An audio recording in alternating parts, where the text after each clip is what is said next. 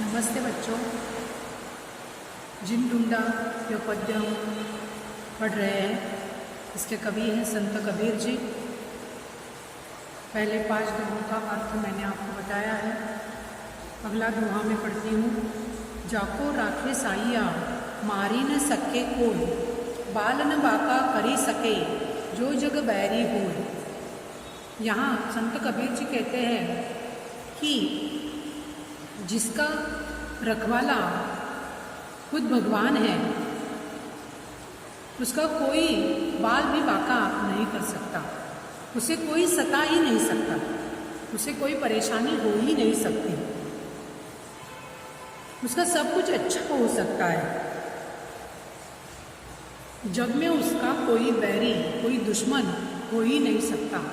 इसलिए हमें हमेशा भगवान के आगे नतमस्तक होना ज़रूरी है। भगवान की कृपा दृष्टि अगर हम पर कायम रहे तो हमें कोई भी परेशानी नहीं हो सकती या कोई भी हमारा बाल भी बाका नहीं कर सकता। यह हमें ज्ञात होना चाहिए। अगला दोहा।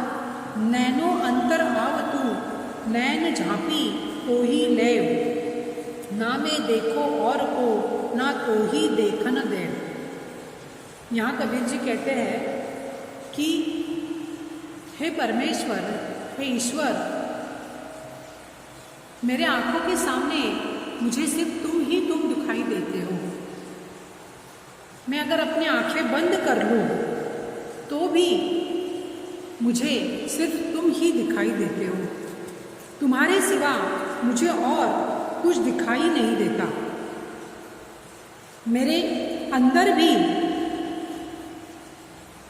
तुम ही मुझे दिखाई देते हो और आंखें खोलने पर बाहर भी मुझे तुम ही दिखाई देते हो। मेरे आंखों में आकर जैसे कि तुम बस गए हो,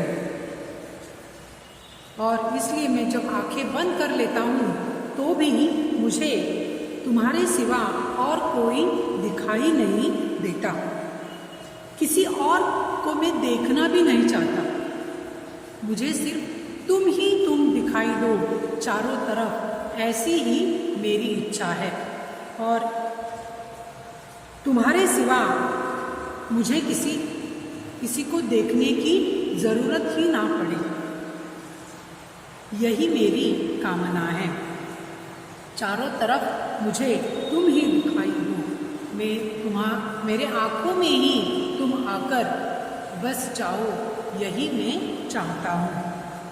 अगला दोहा है। लाली मेरे लाल थी जित देखो तित लाल, लाली देखन में गई मैं भी हो गई लाल। यहाँ कबीर जी कहते हैं कि मुझे मेरे ईश्वर की महिमा चारों तरफ दिखाई देती है। जहाँ देखूँ मुझे सिर्फ मेरा ईश्वर ही दिखाई देता है। और ऐसे ईश्वर की अद्भुत महिमा जब मैं देखने के लिए गया तो मैं उसमें ही विलीन हो गया हूँ।